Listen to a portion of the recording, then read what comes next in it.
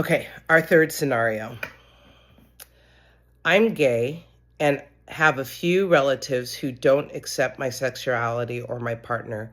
They're not vocal about it in an aggressive way, but they do make some underhanded comments sometimes. You can feel it in the room. We've always sort of just taken it, but it bothers us for months afterwards. I'm going to see them over the holidays. What can I do differently in conversation to address this in the moment so I'm not stewing in it after? I love my family and I don't want to hurt them, but this has got to stop. Whew, that's a deep one too. The process is the same with compassionate dialogue, right? To recognize.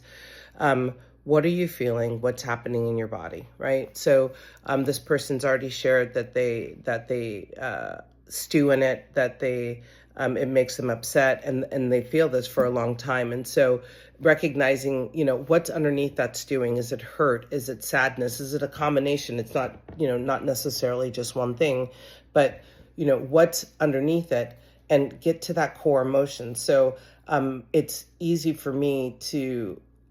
I should say, for us to unpack anger and hurt and sadness rather than just stewing and not slowing down to really figure out what is that core emotion. Because once I understand that core emotion, say for me, is sadness, then I know what I do when I'm sad, and I have strategies to ride that emotional wave. It's very different than when that's anger. For me, I got to do different things to kind of bring my anger down, because anger for me is my go-to emotion. And when I'm angry, I become verbal. When I'm sad, I actually go in. And so I need to really understand what I'm feeling because of that interaction so that I can know how to address that feeling in myself, mitigate that feeling in myself so that I can get to a productive place to actually get to the interrupt, right? So first, unpack what you're feeling underneath all that, name it, because even when I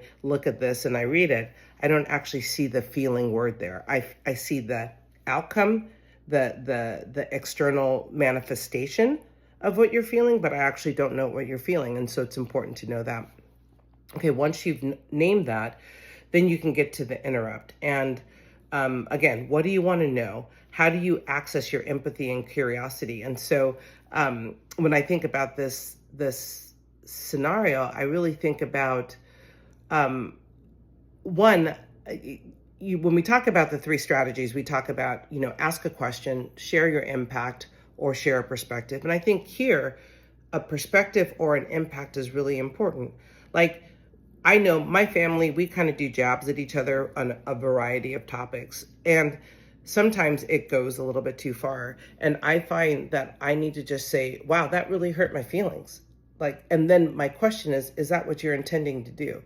And what it does is it just kind of stops everything in its tracks. And I think that's important because obviously your family loves you. You state that you love your family. And so they may not even be aware that what they're doing is having an impact. And those kind of subtleties, those kind of nuanced kind of jabs, they may think it's funny. They may, whatever their reasoning is, it doesn't make it right.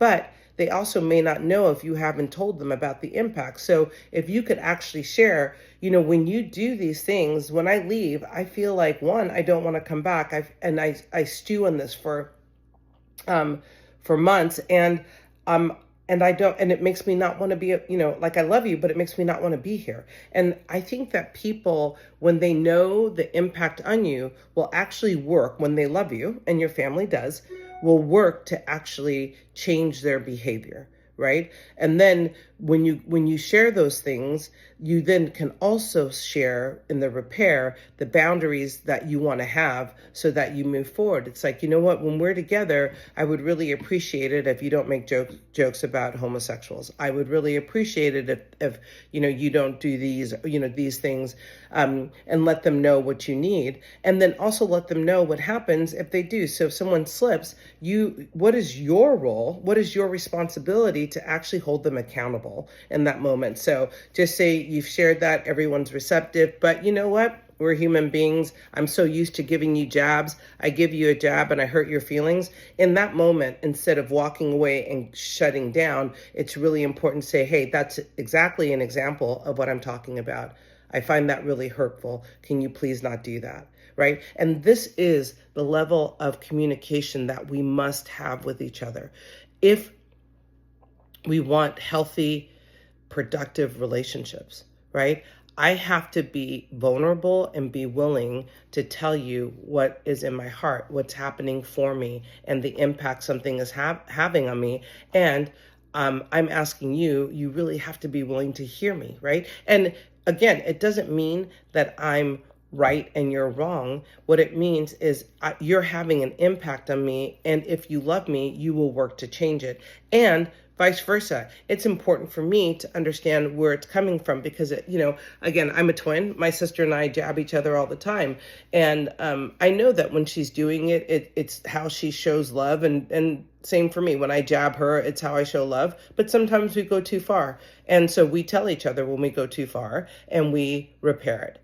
And so we try not to do it again. And that's the work of it. We're not, the protocol doesn't ensure perfection, but what it ensures is that when we misstep, those times that we have those guardrails, those boundaries that get us back on track so that we can continue to have meaningful, healthy relationships.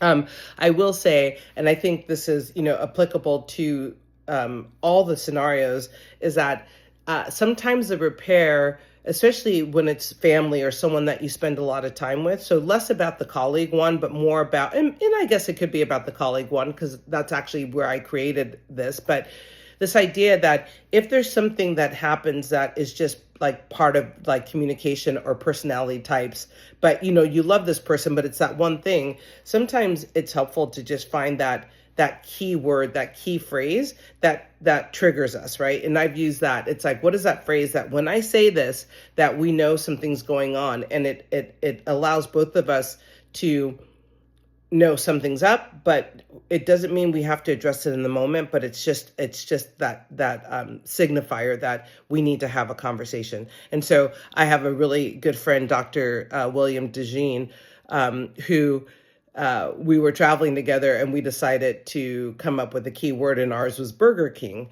And the idea is that if one of us, while we were sharing a room and traveling together, kind of got on the other's nerve, then we would use Burger King, and that would let us know that we needed to stop whatever was happening.